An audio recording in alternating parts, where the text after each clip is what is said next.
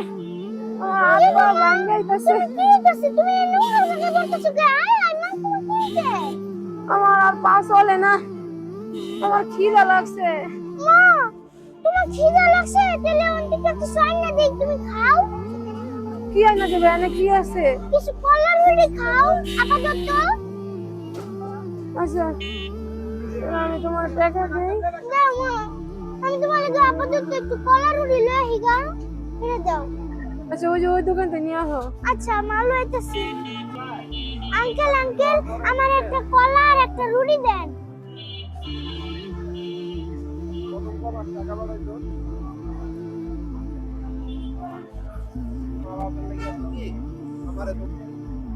ও মামা, এই যে নাও, তুমি আপাতত তৈরি খাও। হ্যাঁ, আমরা এখন খুবই কষ্ট আছি, আমার এখন কিছু খাওয়াতে পারলাম না।